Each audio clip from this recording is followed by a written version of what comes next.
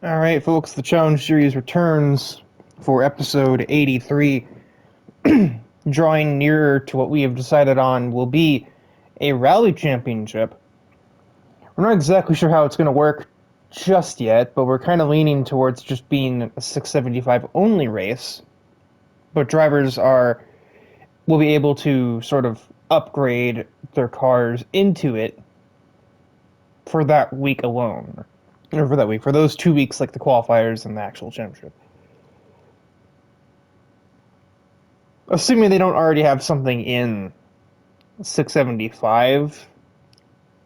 Like, one example is Rebecca Briggs has her 640 Camaro that she's used a few times already. She could upgrade that to 675 to enter the championship, but she has to downgrade it. Well, no. She doesn't have to if she wants to race in 675 after that. But I don't think she does because her two teammates, Vincent Houston and Jeremiah Wood, are in 640 still, unless they go with her, which I think they could do that if they wanted to. They do have, I think, like the three best muscle cars in the whole, or classic muscle cars in the whole thing. So, if there are any cars that can get to 675, it's those three. Because we already have a Camaro that runs 675, that's Reen. So obviously Rebecca's car can go there. You also have Taro with a Super B that runs in 675 already. I don't remember if a GT350 can go that high. Maybe. But I don't know if Vincent wants to either. 675 has a lot of competition, so that's sort of a upgrade at your own risk type of thing. Anyway, into round uno. Alright, we are here for a brief explanation ahead of the first race of the episode, which will be Road Atlanta in 600 class machinery. We've had a couple weeks off from 600 class, so it took a bit to accumulate enough interest to actually be able to run a race. It'd probably help we have 3 new vehicles running it to help fill the grid. The first of which, if the camera wants to work with me here, we have Noir in a 69 Camaro. Ironic, we were just talking about these in the intro. Apparently, gas. Styled after Roadkill from Twisted Metal 2012. I mean, yeah, it's a PS3 classic, which is what apparently Noir's favorite console is, so it makes sense you would go for this. Kind of. I kind of hate that you can't spin the camera around the cars when the game's paused anymore. And then we have Ignacio, I forget how it's right. I think it's Ignacio Cortez, who has a 78 Firebird, which is designed to look like Roadkill. Wait a minute. Well, Roadkill from Twisted Metal 2, not 2012. So the PS1 game from like 1996. I wasn't even born yet. And then also Vert has a Mazda 3 that she has managed to obtain. Honestly, if it weren't for the name, you wouldn't really think this was a Vert car because it doesn't really. It looks like Haneo's kind of design going on. And rundown of the rest of the grid order, and the focus car is myself as I start in dead last.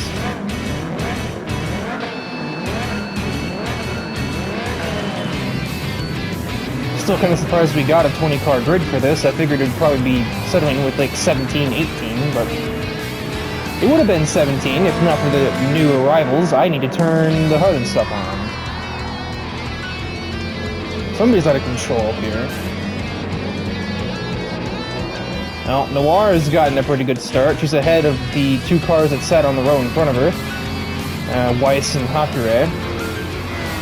Cortez is ahead of Hakure and now looks for an overtake on the Stratos.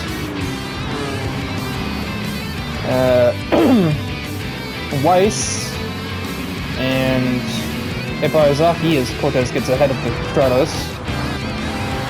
Weiss sort of in the dumps lately, as she recently had to shut down her race team, Atomic Blonde, due to bad financial structuring, and oh, that's bad. Ooh, good reactions from Thrasher to keep that from getting worse, because that's the last thing you want to rear-end is that big truck.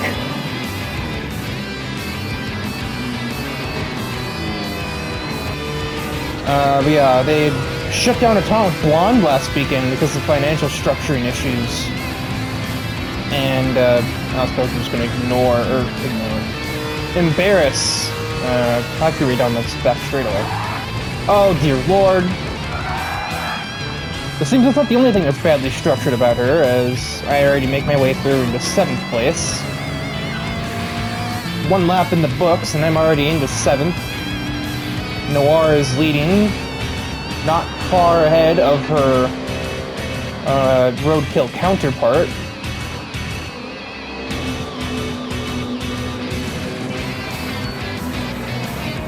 Didn't know we had so many Twisted Metal fans around here. I knew there was me and Thrasher. I guess it makes sense if Noir pretty much adores the PS3, she'd probably have something from it, but...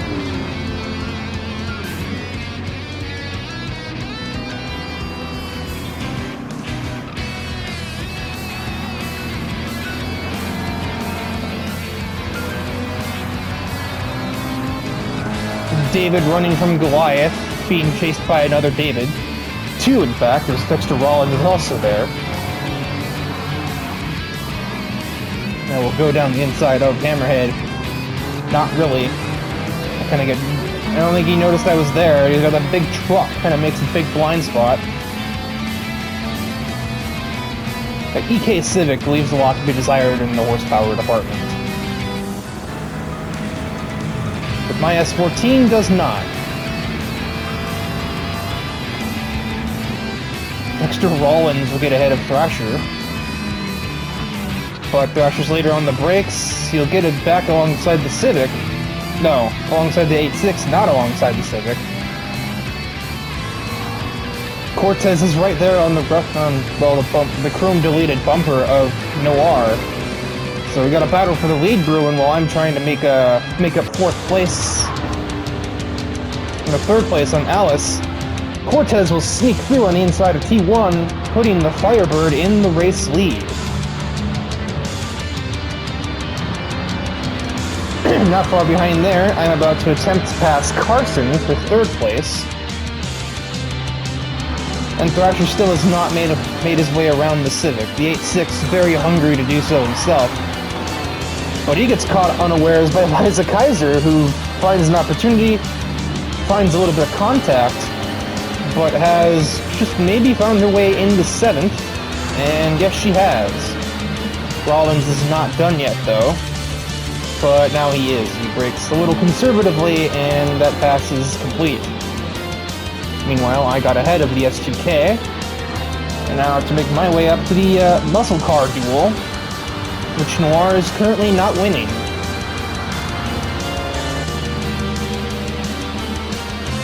Noir does have the slight advantage in power, but that Firebird has clearly got some better cornering grip.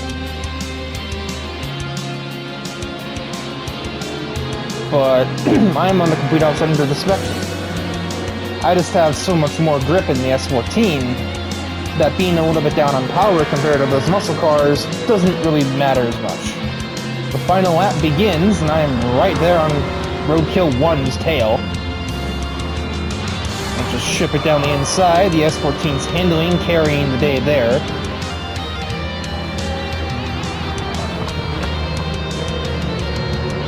Cortez misses the 3rd corner. I think it's the 3rd corner.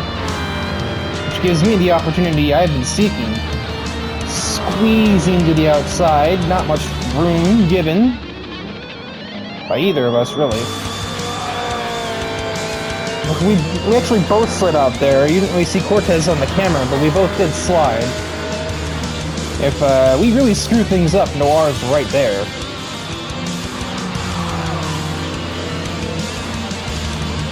In my mind, I was trying to formulate a plan to not only pass him myself, but also slow him down enough to help Noir get back ahead. But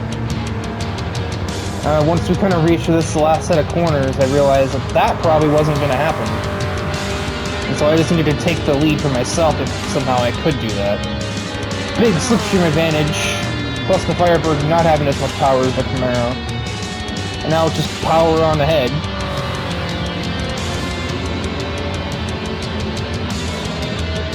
And that is all it takes. One more corner to go, and I will steal the victory from the jaws of the US muscle cars here at Road Atlanta. Cortez in his debut will place second, and Noir will take third with their new Camaro. As for the other debuting vehicle of Vert, who didn't have the greatest day. Slow, but I think kept the car clean. Also, it was not a full grid. I'm just dumb. It's 18.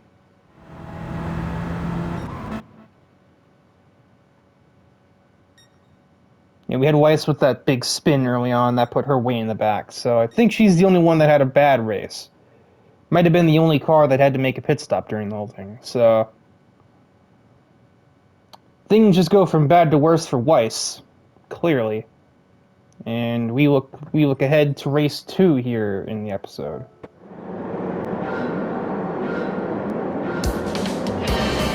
Race 2 of this episode is green, and we head to Fuji Speedway for 675 racing. We only have one debuting car, and it doesn't belong to a new driver, unlike before with Cortez's. Nepgear, the Focus driver, goes down the inside of a multitude of vehicles and moves up into 10th, looking at more, 9th place after just a singular turn. Safe to say that R32 is pretty good at getting off the starting grid.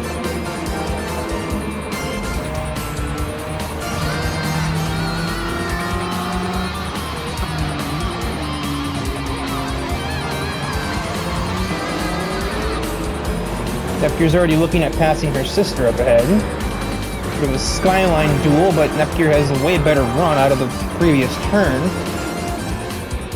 And now is already looking at 4th against Kawashiro into the hairpin. Yep. Absolutely rapid progress for the R32 here. Might get 3rd before the lap's over. She's going to have the grip advantage over a Supra in these kind of turns.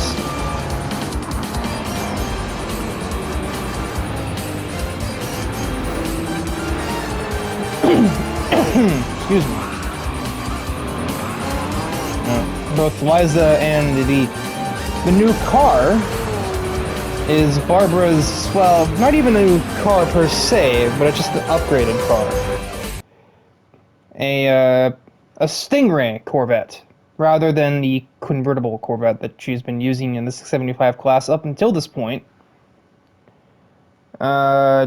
This is a byproduct of being on a new team. You can see it actually on this car. She is a part of the newly established team known as the Nitro Knights. A team established by somewhere. Jean Casillas, who's currently pitting for damage. The contact clues must have gotten from Compa here. Okay, that's not a helpful camera at all. There we go. You can't really see it super well here either, but it's on either side of the rear tire. He started the team up. He had a bit of a cash injection, and that allowed him to obtain the services of his first new driver and get her an upgraded vehicle. The Stingray has an odd advantage over the convertible in that its performance is just better optimized for the performance points level we're running at here. So by switching to the Stingray, Barbara's car now only weighs about an extra 12 pounds, I'd say, 12, 15, but gains nearly 100 extra horsepower over her original convertible, which she has now downgraded, taken the supercharger out of it, and taken a little bit of, or put a little bit of weight into it, and now runs in the 640 category. So that car's not even gone, it's just been upgraded. Or downgraded, but also upgraded in the form of this car. So while Atomic Blonde collapsing over the weekend left Emmy and Melissa high and dry, Barbara has recovered much quicker as she found a team way faster.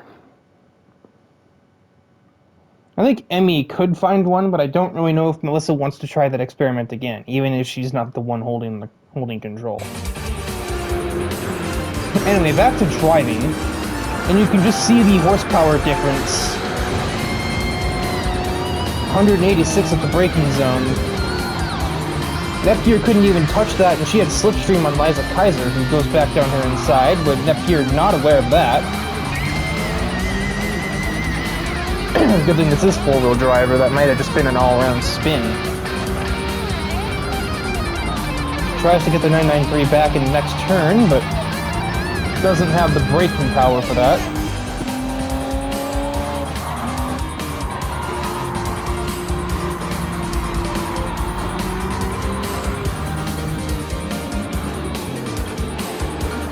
That Porsche has an obvious advantage in cornering speed, but that's about it.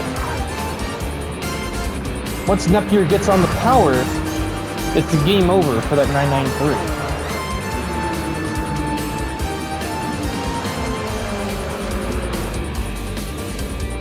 Nepgear will outbrake the Porsche and now has all of Sector 3 to use her car's characteristics to its advantage.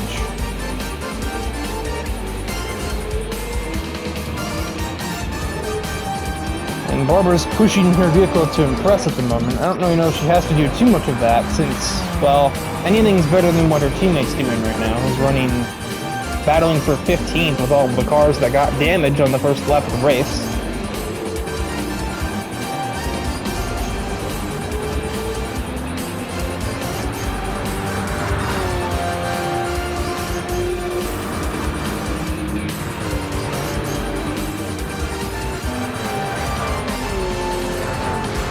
And in the background, we have the lead three breaking away, and then we have Nico kind of holding a train up here.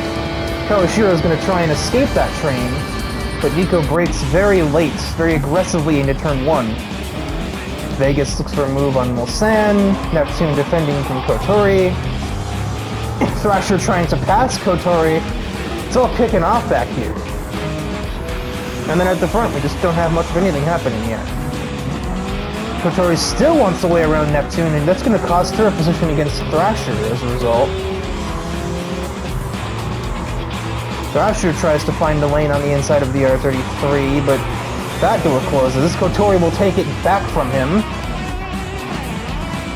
Kotori tries to send it down the inside of Thrasher, nearly gets into Neptune along the way. These two are throwing hands for 9th place. Thrasher with the preferred line gets back ahead of Neptune. No, back ahead of Kotori, sends it on Neptune.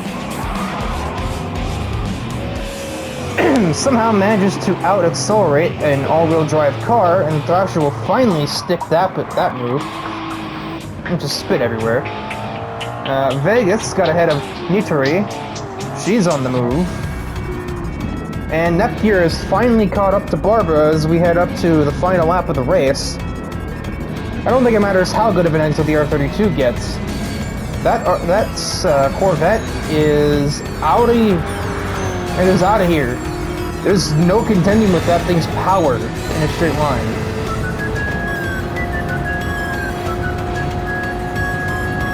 The Nitro Knights, that name is not just a joke. Or that name is no joke. These things might as well have nitrous in them. Truly powerhouses here in the 675 class now, at least the way the things look. Vegas gets another one done, gets ahead of Nico. Thrasher gets ahead of the A220.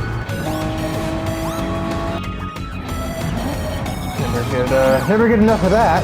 As Vegas moves onto the podium, having overtaken the 993. Nepgear is pushing this car even into the grass to try and find a move on Barbara Page. You know, with that sheer horsepower in her back pocket, looks poised to actually take a win in her debut for the Nitro Knights if Nepgear doesn't just send it here, which she is doing precisely that. Down the inside of the Corvette, and the Skyline should have the advantage through here. Definitively so. But now it's all about getting far enough ahead to secure the victory when we head back onto the front straight away. If that Corvette is going to be hunting her down. And she's lucky we don't use the actual starting line, we use the F1 starting line on this game.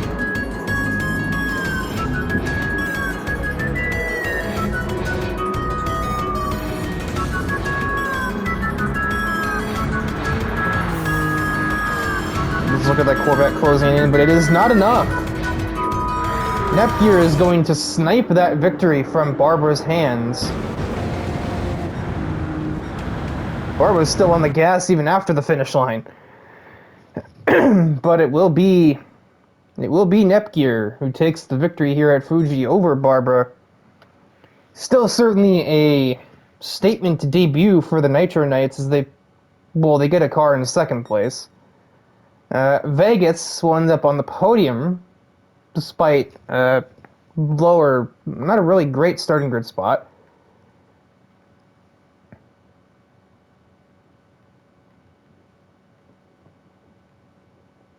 The other driver on the Nitro Knights ends up 16th.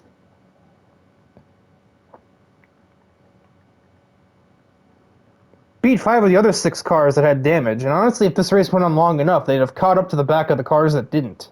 Like Melissa, who continues to struggle after her team is closed. Who placed last of the cars that didn't take damage during the race.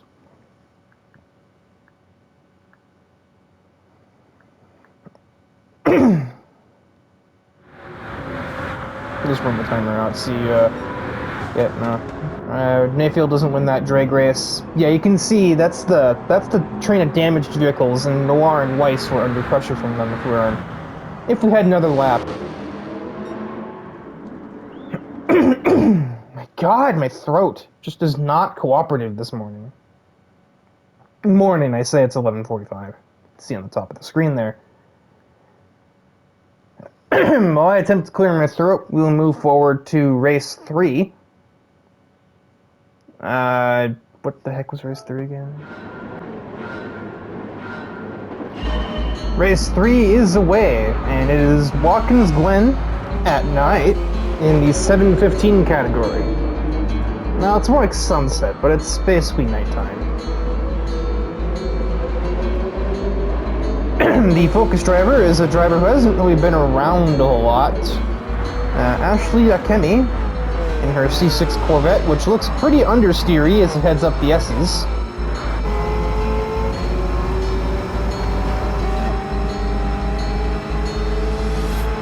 There's a big run on a bunch of the pack, though.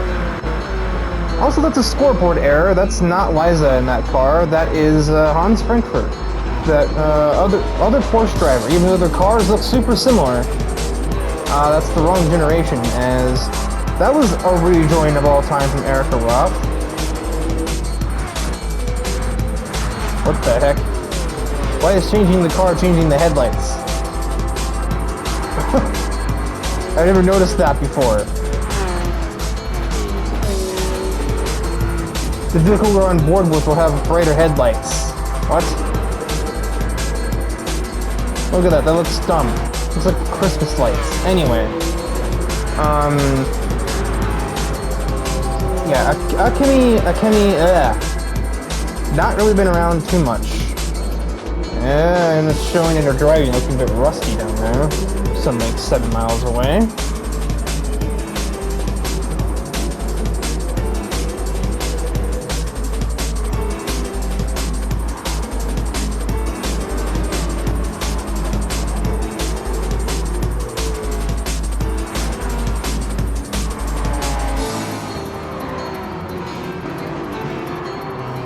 Looks like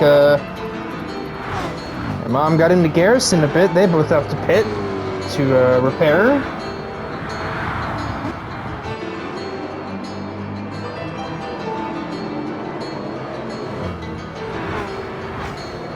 Akemi washes up again on the exit of turn 1. That Corvette is really not biting into these turns, it seems.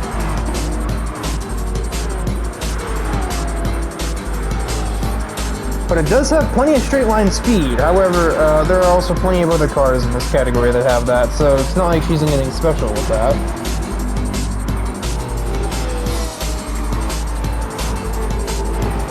Get ahead of Burt Wheeler.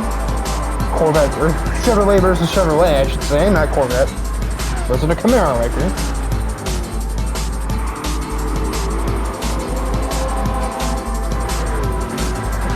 Paul Valentine took the lead, starting third in this race. He is rather familiar with this location. Or really just any track in America, for that matter.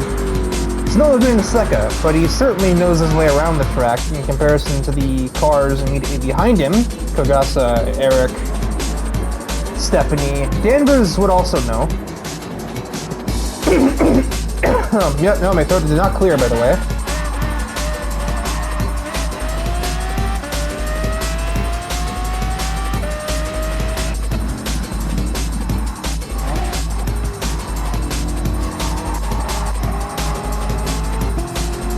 Kenny's progression has stalled.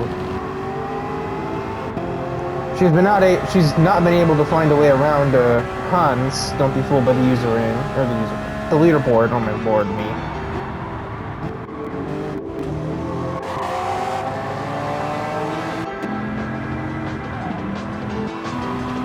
Stephanie recently just passed both Danvers and Eric, putting herself in the podium positions, and is looking for more on Kogasa heading up towards the chicane. Sends it under the brakes alongside the F-Type, understeers and gets on the brakes to avoid having a big collision. Akemi finally gets her way around the Porsche and looks to pass a fellow Corvette in the form of Barbara. The thing about Barbara is she's got a new sponsor. It's still Water brand, but it's not LaCroix anymore, it's Aquafina. Probably due to the fact that Nitro Night is an American-based team rather than a French one. And so now she has a more American water brand sponsoring her race cars. Frankfurt tries to sneak down the inside of Barbara after she's been overtaken by Ashley, but it doesn't seem like that's working. Although somehow the Porsche has more straight line speed than the Corvette. And Hans will get ahead that way, and Albert will try and follow him through ahead of Barbara. The C8 Corvette is plummeting, but Barbara's not having it. She gets back down the inside of the 997. They'll be about even heading into the penultimate turn. Yes, this battle for 8th is the only battle that's happening on the track at the moment, I'm fairly certain. Although that is subject to change, as here comes Ashley ahead of Alice, and that's pretty effortless, really. Stephanie is still trying to claw away at the defenses of Kogasa. No luck thus far.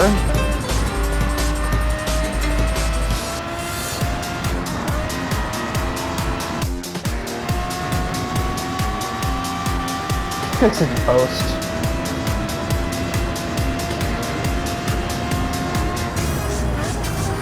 I'd rather record now than wait for when I know Mom's not coming back downstairs. Kenny's caught Danvers lacking in the bus stop. That's an easy pass for the 80 car.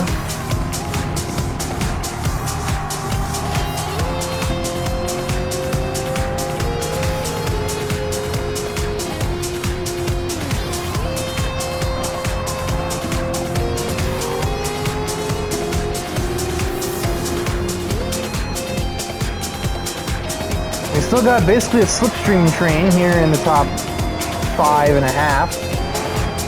Honestly, the whole track is kind of a train at the moment. It just looks very single file. Everyone's kind of spread out to where their car should be in the running order for the most part. Burt apparently doesn't like being 8th. He wants to go down the inside of Alice Carson, but cannot find a way in. Frankfurt really has had a bad run of it as he now finds himself in 12th. Tyler fending off Mizzotto for 14th. So there's things happening. Excuse me.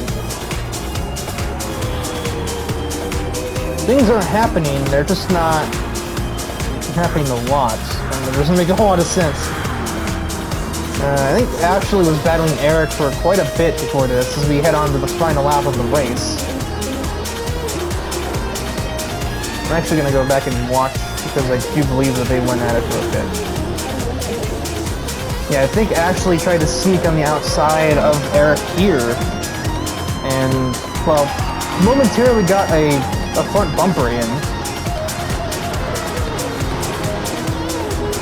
I remember this being, this was left in the commentator's notes, of like this battle goes on for a bit. Oh yeah, Ashley gets a way better exit there because Eric washes up on the exit of that turn. Gets the Corvette alongside the Ferrari.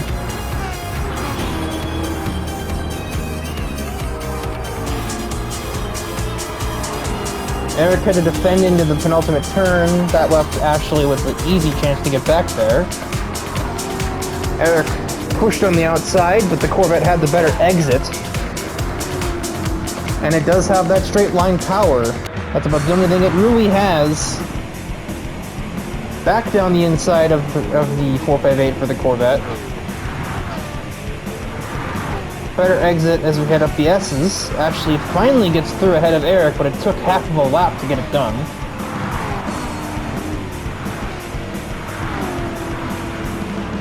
And the amount of time that's lost her means that she probably won't get any more positions before the checkered flag waves. That said, Stephanie is taking some interesting lines, trying to find some advantage against Kogasa, and that has actually invited Ashley to just kind of stroll on through. Well, try. There was an attempt to stroll on through, but it didn't work. Stephanie closes the door on the outside. Ashley, I think, kind of understeers as she forces it in down the inside. Probably didn't plan to do it there, and therefore wasn't ready to adjust her line. So, sort of, blame goes both ways, but around the outside goes the Corvette. And Stephanie has been robbed. She's taken way too long to negotiate that Jag. Who now defends second from...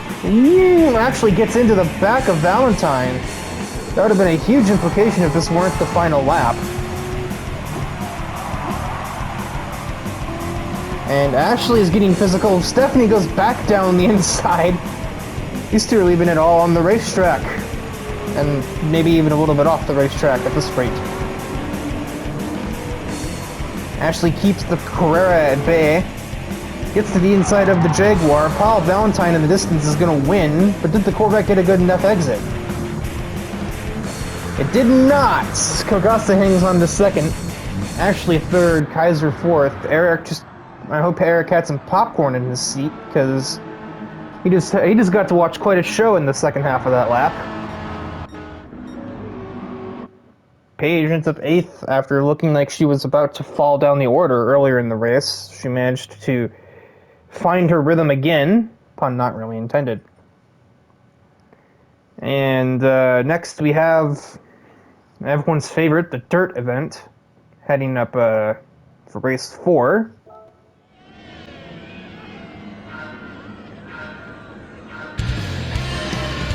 The dirt race, or I should say the rallycross race, is green.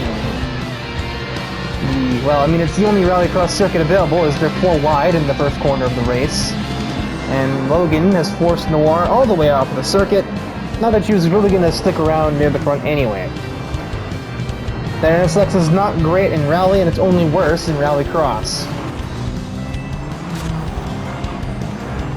Yo Watanabe is the camera car of this event. The rallycross event can only hold 16 vehicles, so... And that's sort of an odd limitation for when we do get to this rally, or this dirt division championship. We have to use the rallycross circuit to even have a full championship, and we're going to have to use one of the tracks twice. Probably thinking Colorado Springs on that. Colorado Springs. The other one, Fisherman's Ranch. As Yo's made very quick progress. She's already up into 5th place. Only completed 1 lap. That's just a minute of racing. Oh, gets into Axel, who's way out of his depth in a Rally Pantera. I don't really know what he was thinking here. He's no Rally Stally in that thing, that's for sure. We've got like the 4 icons of Rally. We've got Ford, Subaru, Mitsubishi, and Audi all in a row here. And then there's just Porsche, because Ellie's taking 5th away from the Pantera.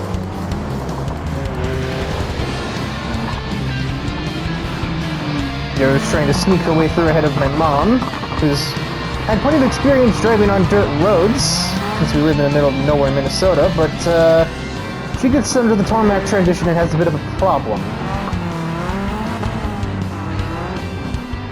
Yo had said that she thinks her sort of self-identified strength was going to be off-road racing. So how about both? How about when you're on both on and off the road? Well, she's gonna smoke the tires real good, that's what she's gonna do. Uni is trying to find a way ahead of, you know, the guy who did this for a living for, like, almost a decade. Colin Morris is gonna be a tough nut to crack at a rallycross circuit, that's for sure.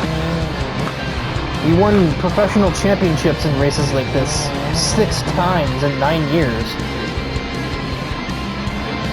Maybe it's a wonder that anybody's even sticking with him. He's probably not even going that fast. If he wanted to, he could be probably just swinging it into all these turns.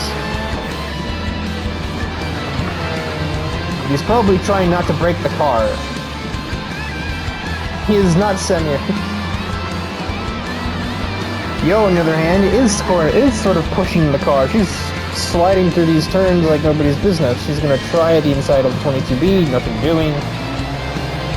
9 laps here, since this is a very short lap, obviously. You didn't really need me to tell you that. Just look at the lap timers. Yo's really going in there. Uni kind of gives her a block. Yo gives her a door.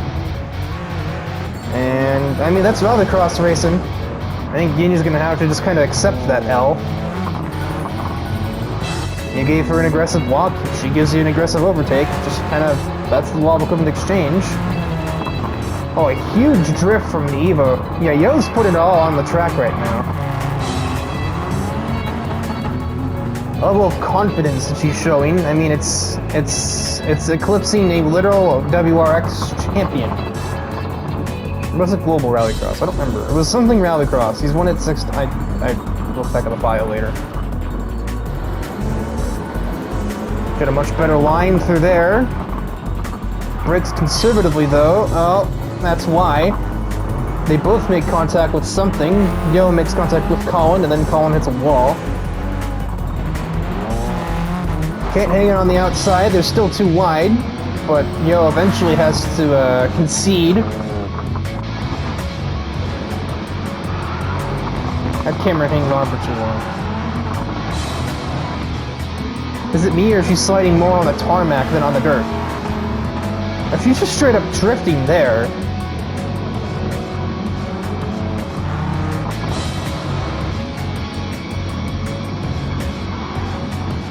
forces Colin to take a defensive line. That's going to botch his exit here. He almost goes off the track, and Watanabe has just put the moves on a rallycross champion. And now she can get to work. Oh, he's all out of whack now. He's on the rocks. That's the wrong term. He's on the ropes. Now she can just get to work on making a lead. My word. Someone's been watching this on TV or something. Well, if the Challenge Series doesn't work out for Watanabe, maybe she can try the actual Rallycross series out there.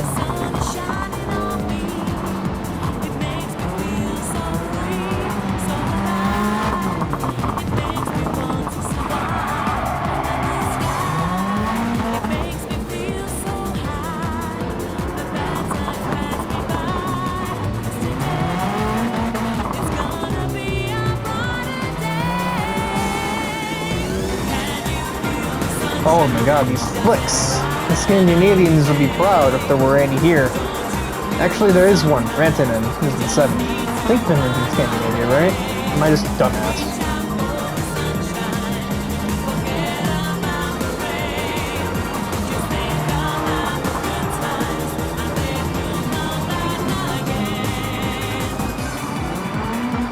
to Google that when we're in between rounds. 1 lap to go for Watanabe to pull off a massive upset.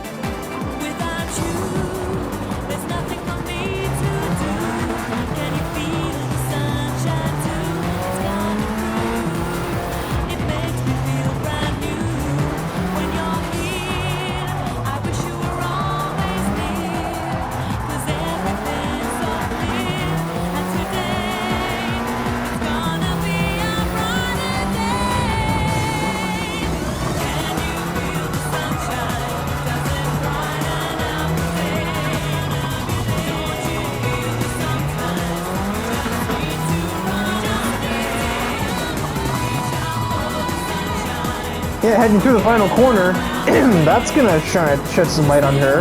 Watanabe is gonna take a victory over Colin Morris and Sarah Uni. And then my mom. And then the actual rally champions placed 5th and 6th by the end of it here.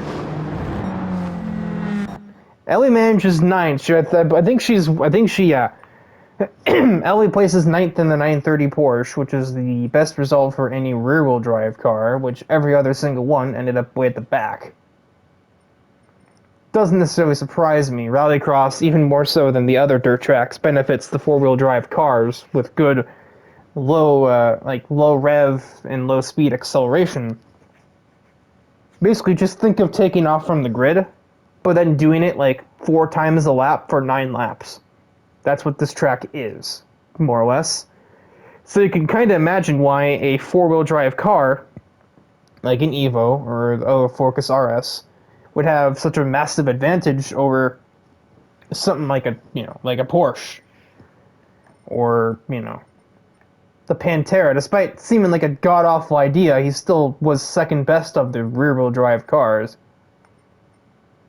I'm not sure how we're going to handle this. We really got to figure out those details of the Dirt Championship at some point here, but that is for the admins to do later. But for now, let's head into the roulette race.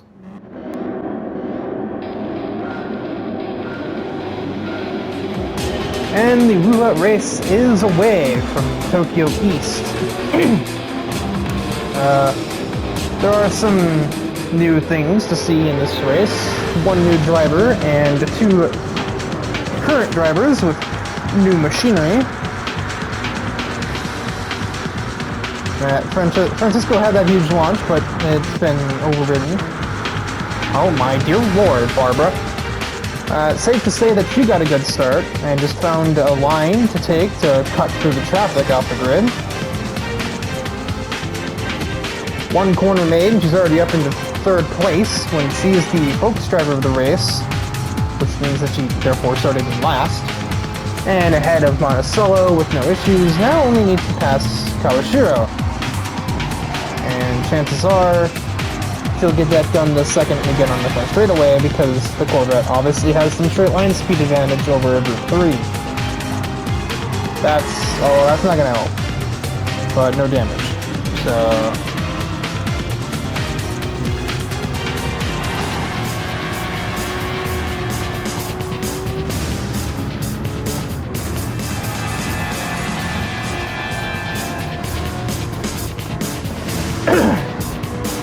for debuting vehicles, we have Dallas Corbin, a guy who is basically born and raised on NYC taxi cabs.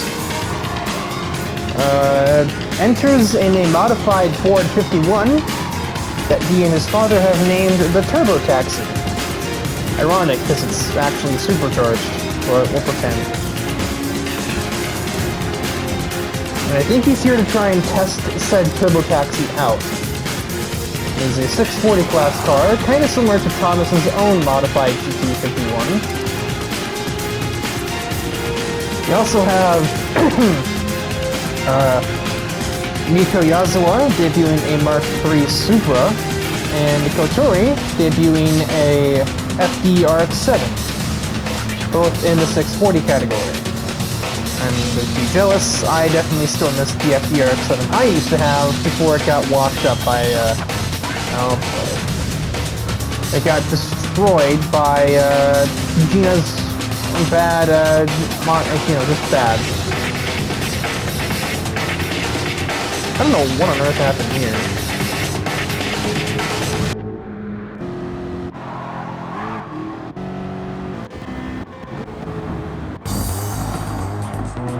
Alright, well, Maki just gave Fidanzi a bit of a repair bill back. Actually, never mind, that's not what did it. Okay, something just went wrong here. Obviously. The Thrasher is attempting to outbrake Eric and drive straight into the back of his teammate, Shiro Sasaki.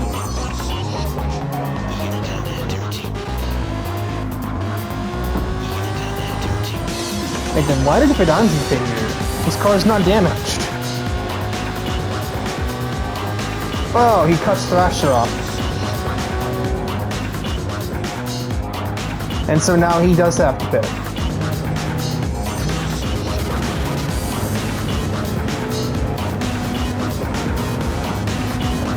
Barber has a pretty decent lead at the moment as Iwasaki clears... Nope, alright, nope. That's dealt some significant damage to the R34. This Nitro just brakes aggressively and tries to fit a car into a 3/4 width of a car space. Great admin driving there. I'd like to point out, so we have, well, maybe not for too long, as now Nitori and Iwasaki's cars are banged up. And AJ just did that to Iwasaki, that was bold. And he did the same thing Nitori tried to do, but he actually made it work. Yeah, so we have the 4 750 class cars in this event. They're in the lead. They're battling for position. 5th place is a 675 class car. And then 6th place is the first 715 class car. And then the next car in that category is down in 13th.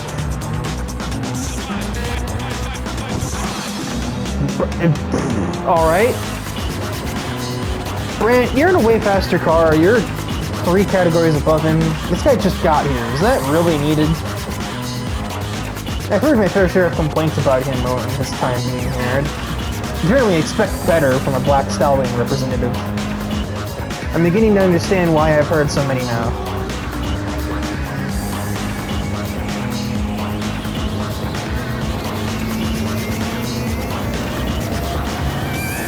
Nitori elects not to pit, same as Iwasaki.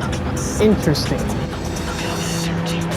Iwasaki will cruise ahead of both the Group 3s this time. AJ will have a brain fart, but he will also get ahead of the Evo Group 3 with some slipstream assistance, and possibly just a better aero setup.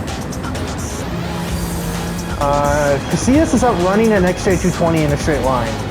That's a car a division below the XJ220. Corbin didn't pit either, and this thing's no slouch in a straight line either.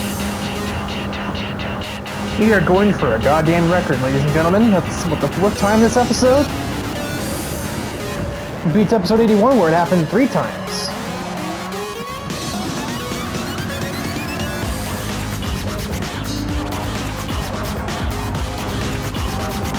Barbara's just having the time of her life up here. She is just not even remotely contested because these 3 keep tripping over each other back here. Nitori's not even a factor in the battle. AJ is still there. Oh, he's still very there. He gets into the back of Iwasaki. So now he's giving himself damage by hitting the back of a car that already frickin' had damage in the first place. And now we have Saint Germain catching Casillas.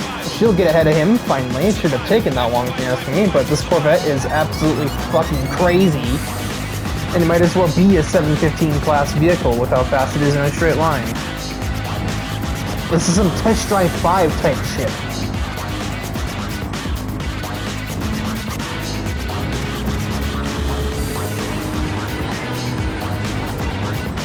So now Iwasaki and AJ both pit. AJ hits him on the way in. I don't really know what the hell AJ's problem is with Iwasaki today. Nitori also has to go in, which will give 2nd place to Saint Germain in a 715 class car. And overall podium will be granted to Jean Casillas in a 675 class car. What the fuck is going on? Brandt is damaged. I don't know who he hit this time. Don't even fucking count. Alright, well there's that.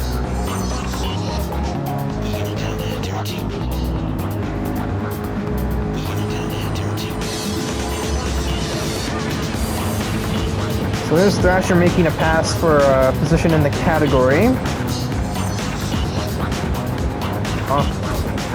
Oh, that's what it is. He ran into the back of Watanabe. Good job, Thrasher. That's the second time in the race he ran into the back of somebody. And that now puts him in the pits at current moment. Same with the Watanabe, I'm sure. Thrasher's teammate will now surpass him in the pit lane. Dallas damaged again, I think by Brandt. That's why he's in the pits. Yes. Actually, that was why they were in there in the first place.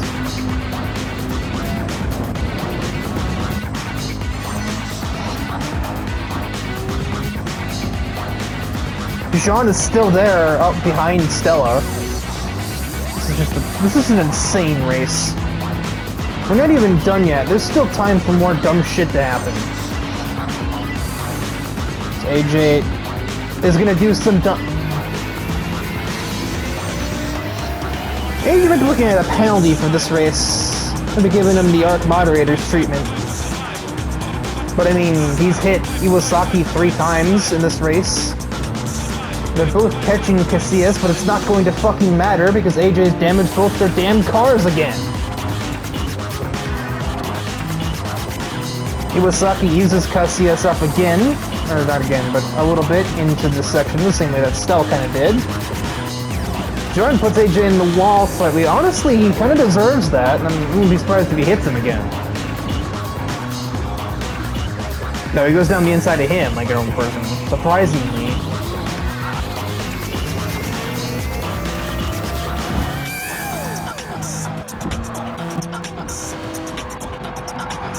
What? Again?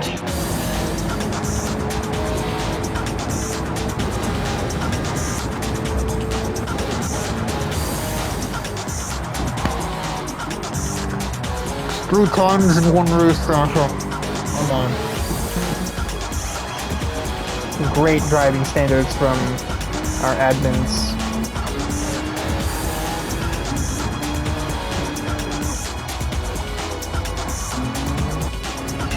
So, what the fuck is this lead? Barbara is literally on her own. Like, she's on her own little island right now. What is that gap?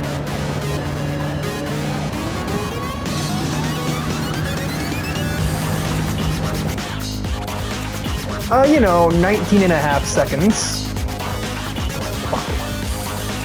Okay, AJ and Iwasaki go in once again, so Casillas returns for 3rd overall. In a car that should not be anywhere near 3rd overall.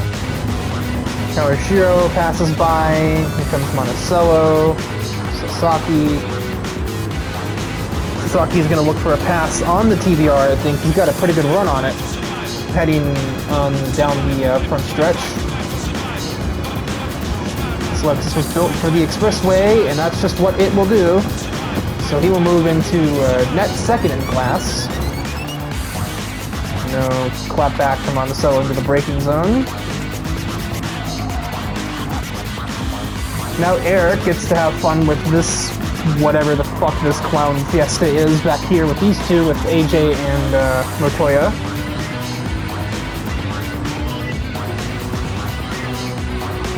Obviously Eric is nowhere being aware of what's happening, but if he were, he would probably just be getting out of the way to avoid damaging his expensive GTO again. AJ shoots to the outside of the R34. They managed to avoid making contact for more than 4 seconds. Oh, congratulations. You're like a goddamn medal, AJ.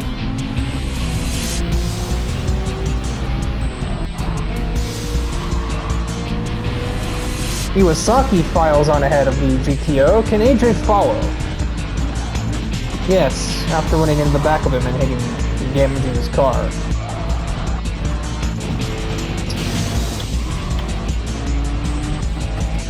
I fucking Grumbo. That is all.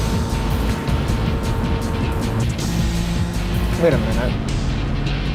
Is anybody else even gonna start a 6th lap? Nope.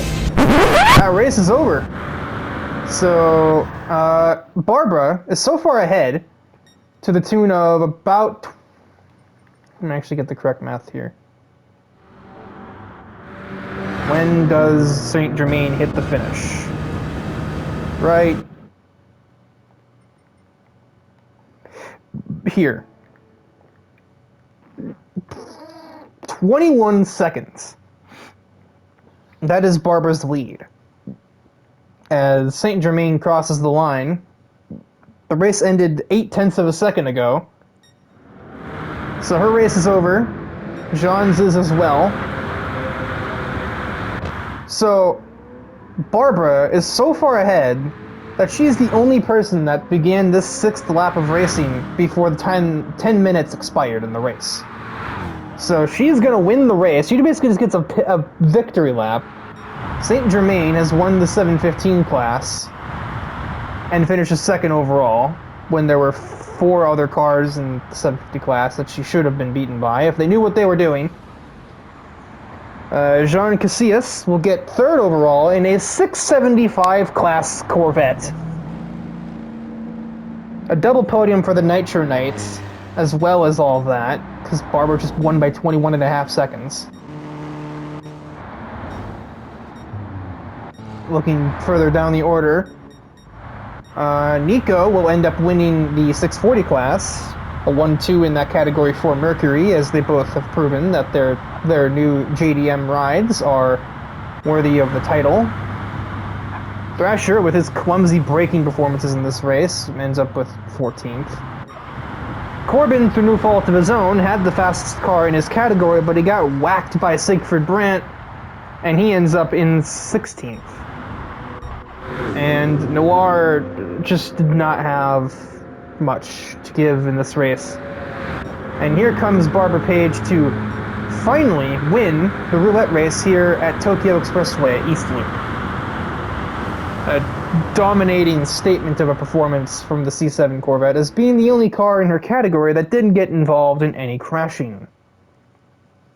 You wouldn't think it'd be that goddamn hard, but here we are. And that'll do it for episode 83 in the Challenge Series. I have no doubt in my mind that there were some angry words exchanged in the pit lane after this one. I don't even want to think about it. I can only imagine Iwasaki wants to tear AJ's stupid Canadian head off.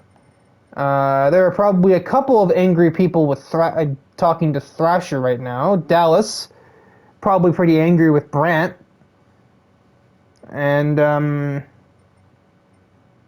yeah, Thrasher ran into the back of why do I keep saying Francisco twice in the same race. Also hit his own teammate, who luckily wasn't that affected by it, as he ends up 5th anyway. If that weren't the case, though, he would have probably been on the podium. Something tells me he had the pace to contend with these two if he didn't have to pit for that. He still ends up 2nd in category. And Barbara winning by 21 seconds over the next car, and probably close to 30 over her next opponent in the category. But that'll do it. I'm not at all impressed by the standard of racing here at Tokyo. Hopefully we'll head into episode 84 where we won't look like Wreckfest and we'll instead look like Gran Turismo 7. Doesn't that just sound fucking great?